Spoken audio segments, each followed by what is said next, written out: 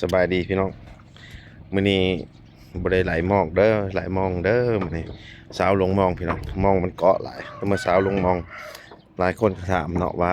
ไหลมองอยู่ของมันบ่เกาะบ่เนาะมาบัดนี้สิพาไปเบิ่งเนาะวิธีการสาวลงมองพี่น้องตอนนี้ก็ทีมงานก็อยู่นี่เพิ่นกำลังมารับกำลังมาสมทบเพิ่นเดี๋ยวสิให้เบิ่งว่าการสาวลงมองเป็นจังไดเนาะมาเบิ่งนำกันพี่น้องเขาต้องตกมองพี่น้องไฟเรือตกมองหากันแล้วตกมองบอลที่เขาไหลแหละถ้าเห็นบอลใดมันเกาะนะก็ดึงมองไปก็ทิ่มหล่อใส่ไปนี่มีหน่วยงานดำน้ำเฉพาะตอนนี้กำลังไหลไปอยู่มองกับตกมองกำลังแล้ว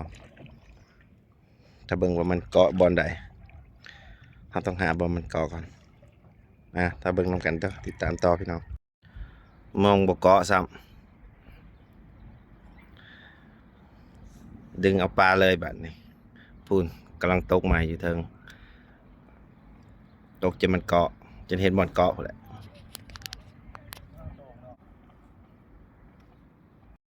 ลองหนึ่งบกเกาะลำสองกำลังตกลงมาพี่น้องข้างในกำลังจับโป้ไว้เกาะมันดึงเลยหมดเลยมีปุ่มเป่าออกซิดำน้ำพร้อมเลยครับเอาขึ้นไปตกใหม่รอบหนึ่งแดงผ้าขาวสาวลงมองเอาแล้วลงอีกแล้ว